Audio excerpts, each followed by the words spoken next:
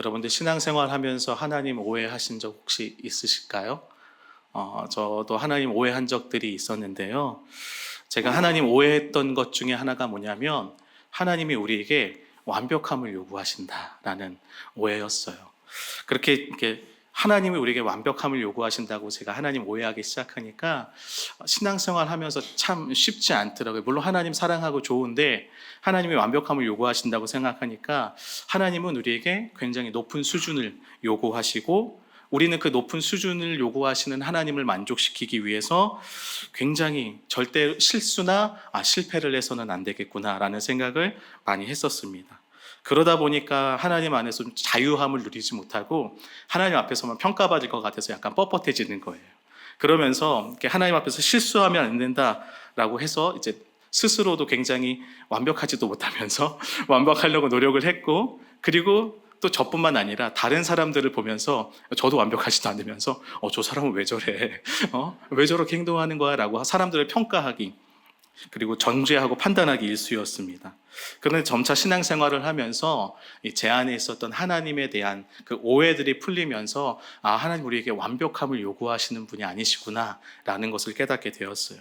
그러면서 하나님을 어떻게 알아가게 됐냐면 하나님은 우리에게 완벽함을 요구하는 분이 아니라 온전함을 요구하시는 분이시구나 라는 것을 알게 되었습니다. 그래서 제가 신앙생활의 여정을 걸어가면서 이 온전함에 대한 것들에 대해서 많이 생각을 하고 이제 만나는 성도님들한테도 그런 온전함에 대해서 많이 이야기를 해요. 여러분, 그렇다면 과연 온전함은 무엇일까요? 우리가 온전함이라고 말할 때 성경에서 제일 많이 떠오르는 성경을 하면 구약의 레위기를 떠올릴 거예요. 레위기는 이제 하나님과 관계 속에서 이제 제사에 대한 이야기가 많이 등장하잖아요. 제사를 드릴 때 그래서 흠없는 제물을 주님께 드려야 합니다. 결국 우리가 흠없는 제물을 하나님 앞에 드리기 위해서는 우리는 어떻게 해야 될까요? 우리가 먼저 흠없는 자들로 서야겠죠. 하나님 앞에서 온전한 자로 세워져야 합니다.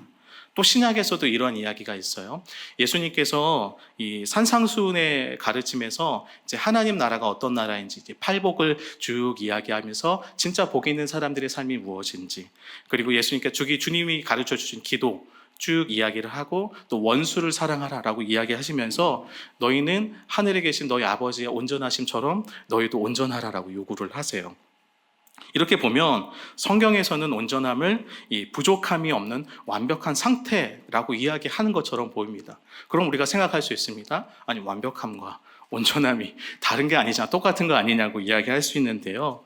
분명 제가 생각하기로는 온전함과 완벽함은 달라요. 왜 그럴까요? 왜냐하면 여러분, 온전함은 하나님과의 관계 속에서만 이루어지는 모습이기 때문입니다. 여러분, 하나님은요, 우리의 부족함과 연약함을 너무도 잘 알고 계시는 분이세요. 그럼에도 우리에게 온전함을 계속해서 요구하시는 것입니다.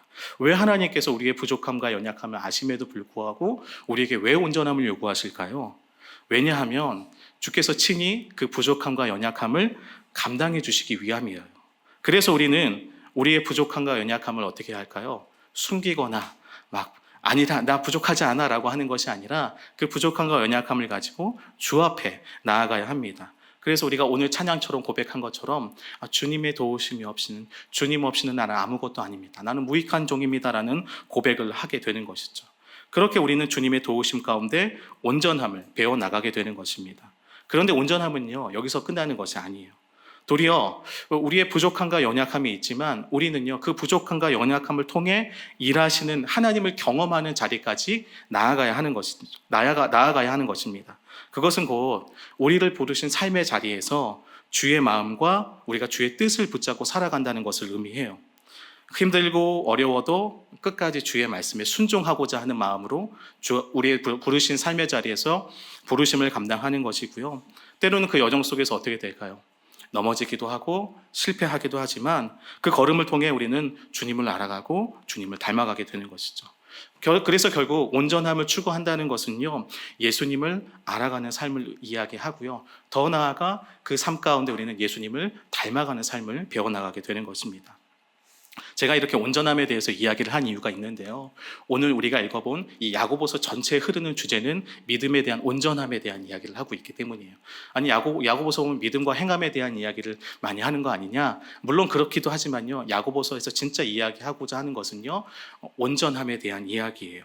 특별히 야고보서 우리가 읽지는 않았지만 1장 1절에 수신자들을 어떻게 표현을 하고 있냐면 흩어져 있는 12지파에게 문안한다 라고 이야기를 하고 있어요. 여러분 12지파라는 단어를 떠오르면 어떤 생각이 드시나요? 12지파 하면 이스라엘이라는 나라가 떠오르지 않으세요? 떠오르시죠? 네, 떠오르실 거예요. 이스라엘은 어떤 민족이었나요? 하나님과 언약을 맺은 백성들을 이야기해요. 그것을 오늘날로 치환해서 이야기하면 이것은 결국 하나님의 백성들에게 지금 편지를 하고 있음을 우리는 알 수 있죠. 또 흩어졌다라는 단어에서 우리는 뭘 알 수 있을까요? 흩어졌다 하면 어떤 생각이 드세요? 네, 다 생각이 드시는데 말씀을 안 하시는 거죠? 네, 흩어졌다는 것은 이제 사도행전에 보면 사도들이 흩어져서 그리고 예수를 아는 사람들이 흩어진 디아스포라들을 의미하죠. 그래서 세상 곳곳에 흩어져서 자신이 그리스도인이라는 정체성을 붙잡고 살아가는 이들을 향해서 흩어져서 살아가는 그리스도인이죠. 즉 지금 야고보서의 수신자가 어떤 사람들이냐면 흩어져 살아가는 12지파에게 편지를 보내는 것은 하나님 나라 백성으로서의 정체성을 붙잡고 세상 곳곳에 나아가 살아가는 그리스도인들을 향해서 지금 야고보는 편지를 보내고 있는 것입니다. 그렇다면 왜 세상 속에 흩어져 살아가는 그리스도인, 즉 세상 속의 그리스도인들에게 야고보는 편지를 쓰면서 왜 온전함이라는 주제를 가지고 이야기를 꺼내고 있을까요?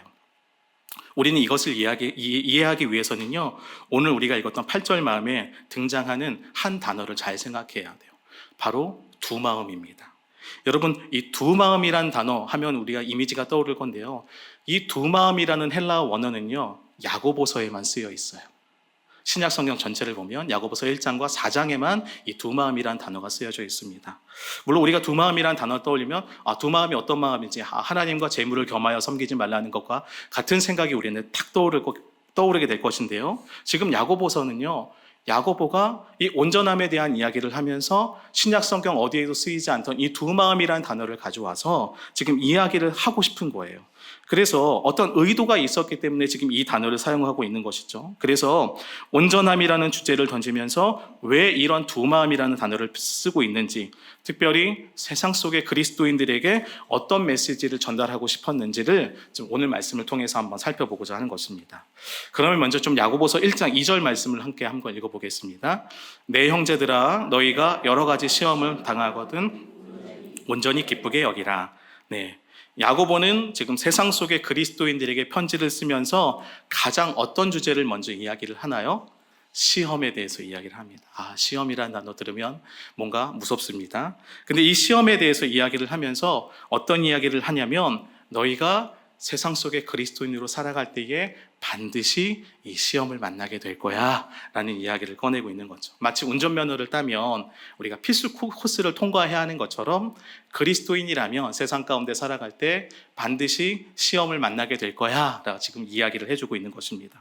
그런데 그 시험에 대해서 이야기를 해주면서 야고보는 시험의 원인에 대해서, 그 시험이 왜 우리 안에 발생되어지는지 이야기를 하고 있어요. 우리가 읽지는 않았지만 1장 14절에 보면 야고보서에서 어떤 이야기를 하냐면 그 시험의 원인을 자기 욕심이라고 이야기를 해요. 그러니까 우리가 세상 속에 그리스도인으로 살아갈 때 시험을 마주하게 될 것인데 그 시험은 우리 안에 있는 욕심으로 인해 생겨난다라고 지금 이야기를 하고 있는 것이죠. 그렇다면 우리는 도대체 세상 속에 그리스도인으로 살아가는데 왜 시험을 만나고 마주해야 하는가?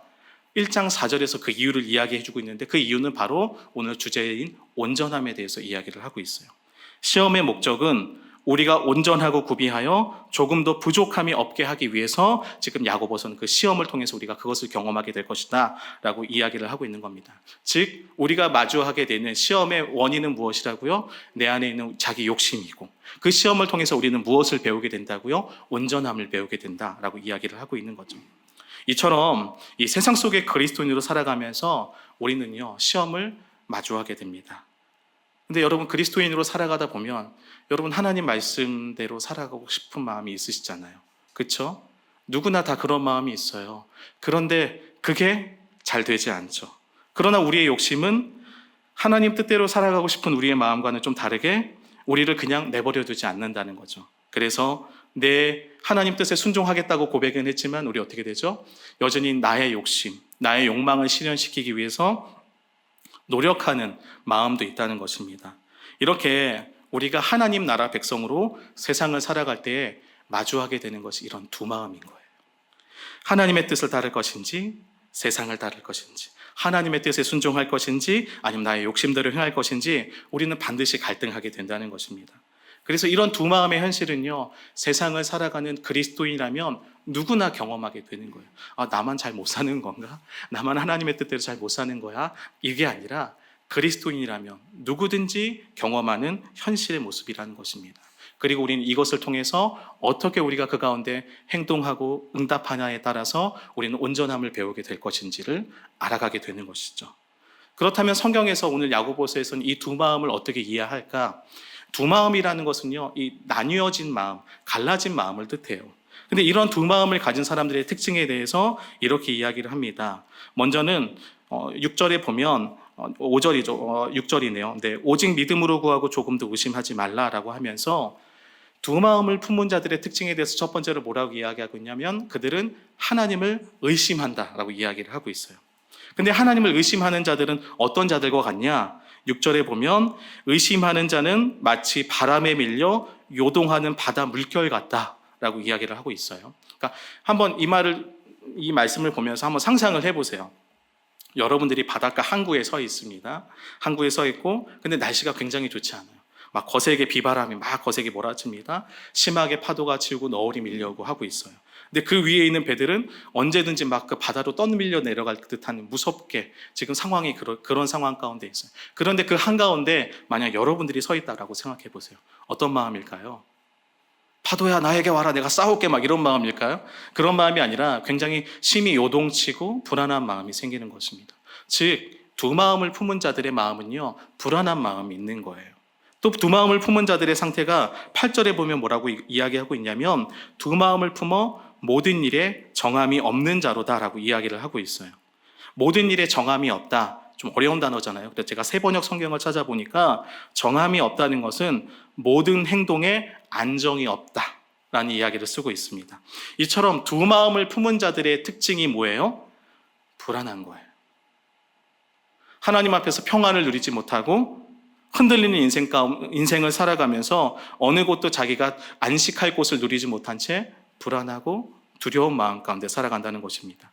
즉 그들의 삶에는 하나님으로부터 주어지는 참된 안식, 샬롬이 주어지지 않는다는 것이죠. 저는 이제 계속 주일학교가 아니죠. 주일에 말씀 학교를 진행하고 있는데요. 큰일 날 뻔했어요. 주일학교 갈 뻔했어요. 네, 주일에 말씀 학교를 진행하고 있는데요.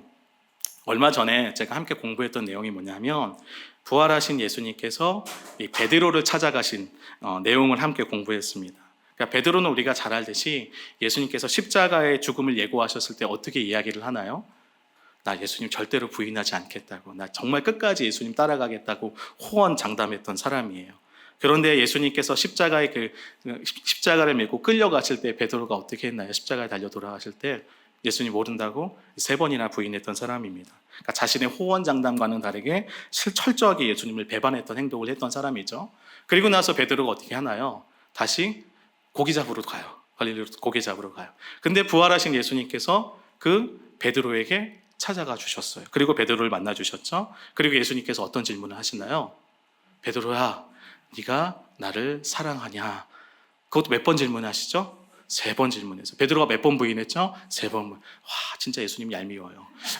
얄미운 예수님인데 이렇게 3번 질문을 합니다. 얄궂은 질문을 하시죠. 이때 베드로가 처음에 이렇게 대답을 하면서 결국 뭐라고 성경에서 이야기했냐면 베드로가 근심했다. 요한복음 21장 17절에 보면 베드로가 근심했다라고 이야기를 해요. 여러분 왜 베드로가 근심했을까요? 베드로의 마음이 어떠했을까요? 아마 막 여러 가지 감정이 뒤섞여서 복잡한 마음이 아니었을까라는 생각을 합니다. 근데 제가 그 말씀을 보다가 어떤 생각을 했냐면 베드로가 예수님을 사랑한다고 고백한 마음은 베드로의 진심이라고 생각해요. 저는 진짜 베드로의 진심이다라고 생각해요. 그런데 베드로가 그 고백을 하는 것이 한편으로는 굉장히 괴로웠죠. 왜요? 자기는 이미 호언장담했던 그 말을 지키지 못했기 때문에요. 다른 말로 표현하면 스스로의 힘과 능력으로는 예수님을 사랑한다는 고백을 지킬 수 없음을 베드로가 철저히 깨닫게 된 것입니다. 그러니까 존재의 절망을 만나게 된 거예요. 즉, 이 베드로가 이 두 마음 가운데 있던 것이죠. 진정으로 예수님을 사랑하지만 그 사랑을 제대로 지킬 수 없는 자신의 연약함을 마주하면서 그는 근심하고 걱정할 수밖에 없었던 것이죠. 그런데 여러분, 우리도 누구든지 이러한 모습에서 결코 자유로울 수 없다는 것입니다. 베드로가 하나님을 진심으로 사랑했지만 하나님을 부인할 수밖에 없는 모습이 우리 안에도 동일하게 있다는 거예요.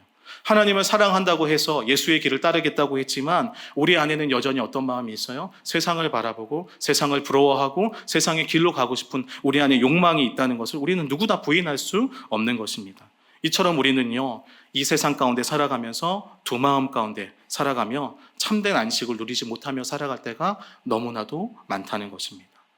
이렇게 두 마음의 현실 앞에 놓인 자들을 향해서 야고보가 어떤 권면을 합니까? 5절에 보면 5절을 함께 읽어볼까요? 시작. 너희 중에 누구든지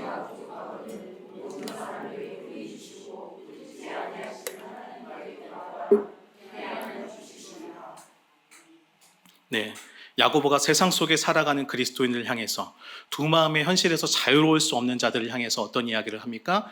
기도하라고 이야기하고 있어요. 기도하라고요. 야고보서는요, 성경에 보면 잠언과 같은 지혜 문학에 속합니다. 여러분, 지혜 문학의 특징이 뭔지 아세요? 잠언할 때 잠자가 이렇게 바늘 잠자를 쓴다는 거 아세요? 그러니까 우리에게 이 세상을 살아갈 만한 지혜를 허락해서 온전한 지혜로운 사람으로 살아갈 수 있도록 돕는 성경들인데요. 특별히 야고보서는 세상 속에 사는 그리스도인들을 향해서 지혜롭게 살아가기 위해선 무엇을 하라고 권면한다고요? 기도하라고 이야기하고 있어요. 그래서 누구든지 지혜가 부족하거든 하나님께 구하라. 그리하면 너희가 지혜롭게 살아가면서 주께서 원하시는 온전한 삶을 살아갈 수 있다라고 이야기를 하고 있는 것입니다. 그러면 우리가 생각을 해봐야 돼요. 야고보서에서 등장하는 그렇다면 기도가 무엇인가? 여러분, 야고보서에서 이야기하는 기도는 굉장히 단순합니다. 근데 굉장히 단순하지만 그 안에 깊은 진리가 담겨져 있어요. 먼저 기도가 뭘까요? 5절에 보면 너희 중에 누구든지 지혜가 부족하거든 이라고 말씀하고 있어요. 여러분, 기도는요, 하나님 앞에 나아가 무엇을 고백하는 걸까요? 우리의 부족함을 인정하는 거예요. 우리가 세상을 살아가면서 여러 가지 시험을 당할 때 우리의 힘과 능력으로 세상을 한번 시험을 부딪혀 보려고 했지만 그 가운데서 우리의 힘으로 할 수 있는 것도 별로 없구나라는 것을 깨달았을 때 그것을 인정하는 거예요. 자신의 부족함을 감추거나 덮는 것이 아니라 하나님 앞에 나아가 우리의 연약함을 인정하는 것, 그것이 곧 기도라는 것입니다. 그리고 더 나아가 어떻게 돼요? 그 마주하는 시험을 내 스스로의 힘으로는 감당할 수 없습니다 라고 고백하는 게 기도라는 거예요. 기도가 어렵지 않죠? 네. 그렇게 우리가 우리의 지혜가 부족하다는 것을 인정하면 그 다음에 이어지는 간구가 뭐예요? 기도가 하나님의 지혜를 구하는 거예요. 간구하는 거예요. 하나님의 도우심을 간절하게 소망하는 것이죠. 그렇게 우리가 우리의 부족함을 인정하고 하나님의 지혜를 구하면 그때 어떻게 됩니까? 하나님을 만나게 돼요. 우리에게 꾸짖지 아니하시고 모든 사람에게 후히 주시고 꾸짖지 아니하시는 하나님을 만나게 되고 하나님의 지혜를 경험하게 되는 것입니다. 이게 기도예요. 그런데 여러분, 우리는 생각보다 기도하지 않습니다. 많은 이들이 기도하지 않아요. 하나님 아버지께 구하지 않습니다. 왜요? 교만하기 때문이죠. 스스로의 힘으로 잘 살아갈 수 있다고 우리는 너무나도 착각하며 살아갈 때가 많습니다. 그래서 어떤 문제를 만날 때 우리는 어떻게 합니까? 나의 생각과 판단으로 우리는 이 어려움들 이겨낼 수 있다고 생각을 해요. 나의 경험을 의지하거나 또한 우리에게 도움을 줄 만한 사람이 누구인가 라는 생각들을 많이 하죠. 그러면서 흔히 우리에게 도움을 줄 사람들을 찾으면서 우리도 그만한 힘을 갖고 싶어서 세상의 부와 명예와 권력을 위해서 살아가려고 합니다. 하나님과 세상에 양다리를 거치면서 살아가는 것이 마치 지혜로운 것처럼 생각하고 착각하며 살아갈 때가 있죠. 여러분, 이러한 삶을 결코 지혜로운 삶이 아닙니다. 내 욕망을 실현시키기에 우리는요, 하나님을 이용할 때가 너무 많아요. 그것은 곧 성경에서 말할 때 하나님을 우상으로 전락시키는 것과 다름이 없거든요. 우리는 그런데 세상을 살아가며 하나님을 먼저 의지하고 하나님께 도움을 구하기보다는, 우리의 연약함을 인정하고 고백하기보다는요, 스스로 강해지고 스스로 높아지고 스스로 모든 것을 구비하고 내가 모든 삶의 지혜를 갖고 있는 것처럼, 모든 것에 답을 가지고 있는 것처럼 착각하며 교만하게 살 때가 너무도 많습니다. 우리는 기도의 자리에 나가서 먼저 우리의 부족함을 정직하게 인정을 해야 돼요. 두 마음 앞에, 세상을 살아가며 이 두 마음이라는 현실 앞에 우리가 자유로울 수 없다는 것을 우리는 고백하고 인정해야 하는 것입니다. 그리고 나서 정말 하나님의 도우심 없이는 우리가 세상 속에 그리스도인으로 살아갈 수 없다는 것을 간청하며 주의 도우심만이 내가 이 땅을 온전히 살아갈 수 있는 유일한 길입니다라고 고백을 해야 하는 것입니다. 그렇게 우리가 하나님 앞에 우리의 마음을 드리고 진심으로 우리의 삶을 고백하면 하나님 우리를요 진실하게 만나주세요.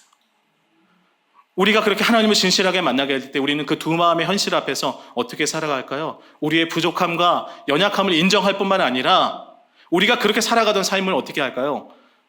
회개한다고요. 정직하게 회개하고 돌이켜서 하나님께 우리의 마음을 온전히 드리기 시작합니다. 두 마음이 아니라 이제는 온 마음을 들여서 전심을 다해서 하나님을 예배하는 삶으로 나아가게 되는 것이죠.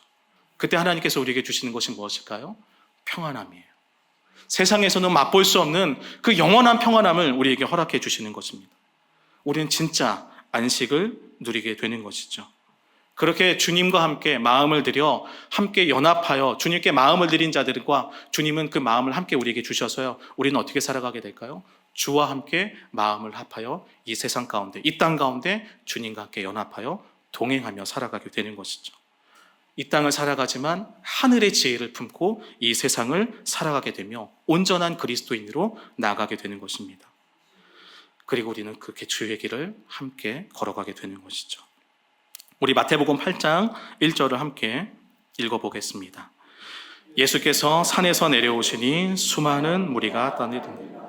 네, 마태복음 구조를 보면 5장에서 7장까지는 그 산상수, 예수님께서 산에서 하나님 나라가 어떤 나라인지, 그리고 하나님 나라 삶의 방식이 어떤 삶의 방식인지를 예수님이 친히 선포를 하셨어요. 근데 예수님께서 가르쳐 주신 하나님 나라와 하나님 나라 방식의 삶은요, 기존의 사람들이 살아가던 세상의 방식과는 좀 다른, 세상에서 통용되던 삶의 모습이 아니라 좀 다른 삶의 모습이었습니다.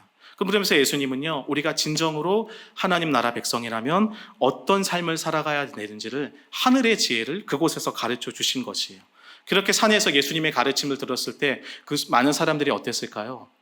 되게 좋았을 것 같아요. 우리도 부흥회하거나 말씀 사경하면 행복하잖아요. 근데 거기서 머무른 것이 아니라 예수님께서 오늘 우리가 읽어본 8장 1절에서 뭐라고 말씀하십니까? 산에서 내려오셨어요. 산에서 머무신 것이 아니라 산에서 내려오셨습니다. 그리고 어떻게 하셨어요? 세상 사람들이 살아가는 그 삶의 자리로 나아가셨습니다. 근데 제가 말씀드리고 싶은 것은 이것이 끝이 아니라 그리고 나서 예수님께서 처음으로 만난 사람이 누구인가? 라는 질문이에요. 마태복음 8장에 보면 예수님께서 수많은 무리가 있었지만 예수님 누구를 처음으로 만나셨냐면 바로 나병 환자를 만나주셨습니다. 나병 환자는 어떤 인물일까요? 당시 나병 환자는요, 수많은 무리들과 섞일 수 없는 사람이었어요. 왜요? 율법에 의하면 그는 부정한 사람이었기 때문이에요. 그래서 부정한 사람은 다른 사람과 접촉하면 어떻게 되죠? 그 부정함이 전염되는 거예요. 그렇기 때문에 율법에 의하면 그는 사람들과 같이 살 수 없고 격리되어 살아갈 수밖에 없었습니다. 즉 아무도 관심을 주지 않았던 그 나병 환자에게 예수님께서 관심을 주셨고 그 나병 환자를 지금 만나주신 거예요. 사람들이 기존에 가지고 있던 사회적인 통념과는 정반대의 행동을 하신 겁니다. 그리고 나서 더 충격적인 사건이 일어나요. 어떻게 돼요? 예수님이 그 나병 환자에게 손을 대세요. 손을 대면 접촉하면 예수님도 부정케 되는 건데 율법에 의하면 둘 다 부정케 되는 일인데 예수님은 율법과는 정면으로 배치되는 행동을 지금 하신 것입니다. 그래서 만약 그 기존의 삶의 방식이었다면 예수님도 부정케 되어서 사람들에게 버려진 존재가 되어야만 했었죠. 그런데 실제로는 어떤 일이 발생했습니까? 나병 환자가 치유가 되었어요. 기존의 통념과는 다른 새로운 세상, 즉 예수님께서 말씀하신 하나님 나라가 지금 이곳 가운데 임했음을 예수님은 삶으로 직접 몸소 실천해서 보여주신 것입니다. 그러니까 예수님께서 하나님 나라를 산에서 말로만 선포하신 것으로 끝나신 것이 아니라 산에서 내려오셔서 사람들의 삶의 자리, 세상 가운데 나아가서 가장 약해 보이고 가장 부족해 보이고 가장 버려진 존재와 같은 사람을 만나주셔서 그에게도 하나님 나라가 임했다. 하나님 나라가 임하면 이 땅이 어떻게 변할 것인가에 대해서 예수님이 몸소 삶으로 보여주시고 있으신 것입니다. 야고보서의 표현에 빌리면 예수님은 하늘의 지혜로 이 땅을 살아가시면서 예수님께서 도래하시면 이 땅 가운데 임할 하나님 나라가 어떤 나라인지를 미리 맛보여주고 계신 것이죠. 여러분, 이러한 모습은 우리가 읽지 않았지만 야고보서 1장 9절에서 11절에도 등장을 해요. 야고보서 1장 9절에서 11절은 굉장히 도발적인 삶을 살아가라고 야고보가 권면을 합니다. 낮은 형제는 자기의 높음을 자랑하라고 이야기를 하고요. 부한 자는 자기의 낮아짐을 자랑해라 라고 권면을 해요. 즉, 이 세상 기존 체계와는 전혀 다른, 마치 세상의 가치를 전복시킨 듯한 삶을 살아가라고 지금 야고보가 권면을 하고 있습니다.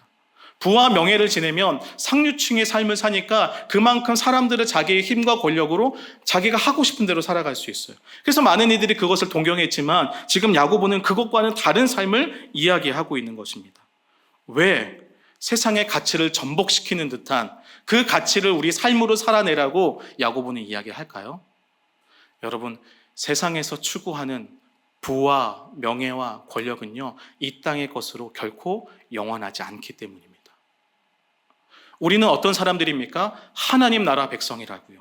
하나님 나라는 어떤 나라인가요? 영원한 삶을 추구합니다. 영원의 가치를 따릅니다. 이 땅에 잠시뿐인 세상의 것에 우리의 삶을 드리는 것이 아니라 영원한 삶에 내 삶을 온전히 드려서 주님께서 허락하신 그 영원한 나라가 이 땅 가운데 오기를 소망하며 우리도 그 삶에 헌신하고 동참하는 것, 그것이 하나님 나라 백성의 삶이라고요. 그래서 야고보서에서 이야기하는 것은 무엇이냐면 너희가 세상의 지혜로 세상의 방법대로 살아가는 것이 아니라 너희가 하나님 나라 백성이라면 영원한 삶을 추구하며 주와 함께 이 길을 걸어가라라고. 진짜 하나님 나라 백성의 삶이 무엇인지 지금 야고보서에서 이야기를 하는 것입니다. 여러분, 근데 이러한 모습은 우리 예수님께서 보여주셨던 모습 아닌가요? 우리 예수님께서 십자가로 나아가시며 가장 약한 자리인 것처럼 보이지만, 실패의 자리인 것처럼 보이지만, 여러분, 그 삶의 자리에서 오히려 영원한 하나님 나라를 보여주셔서 우리에게 생명을 주신 것과 같은 그 삶이 지금 야고보가 이야기하는 삶이 아닐까요? 이처럼 우리는요, 예수님께서 산에서 내려오셔서 세상 가운데 나아가신 것처럼 우리도 교회 안에만 머물러서는 안 되고요, 세상 가운데로 나아가야 합니다. 그리고 그냥 세상 가운데 나아가서 살아가면서 와, 세상이랑 똑같이 살아가면 행복하다, 이것이 아니라 세상 가운데 나아가 예수께서 걸으셨던 그 십자가의 길을 우리도 동일하게 따라가야 하는 것이죠. 나의 욕망대로, 나의 욕심대로 살아가는 삶, 세상이 말하는 대로 똑같은 삶을 살아가는 것이 아니라 우리의 온 마음을 주님께 드려 주와 함께 동행하며 주께서 가르쳐 주신 하나님 나라 방식의 삶을 살아가야 하는 것입니다. 물론 그 삶이 만만치 않아요. 우리라는 존재 자체가 연약하기 때문에 두 마음 가운데 우리는 계속해서 흔들리게 될 것이고, 그래서 좌절하기도 하고 낙심하기도 할 것입니다. 그때 우리는 야고보서에서 가르쳐줬던 뭘 해야 될까요? 기도해야 하는 거예요. 기도할 때, 우리가 주의 얼굴을 구할 때 주님께서 우리에게 하늘의 지혜를 허락하실 것이고요, 우리를 붙들어서 일으키셔서 주의 길로 걸어갈 수 있도록 칭히 도우시고 능력을 주실 것입니다. 우리는 그렇게 주님의 온전함을 배우게 되는 것이죠. 사랑하는 성도님들, 우리가 세상을 살아갈 수 있는 힘은 우리에게 주어지는 것이 아니라 하늘 아버지로부터 주어진다는 것을 꼭 기억하셨으면 좋겠습니다. 우리 아버지는요, 너 왜 그거밖에 못 살아? 너 세상 살아가면서 왜 그거밖에 못해? 판단하고 꾸짖거나 이런 분이 아니라 우리를 알고 계시기 때문에 우리의 부족함과 연약함을 친히 감당해 주시고 지혜를 구할 때 넉넉히 그 하늘의 지혜를 허락해 주시는 분이십니다. 여러분, 우리의 평생의 삶이 하나님을 알아가고, 그래서 우리가 그렇게 예수의 길을 걸으며 예수님을 닮아가며 예수님과 같이 온전한 삶을 살아가는 우리 모두가 되길 진실하게 축복합니다.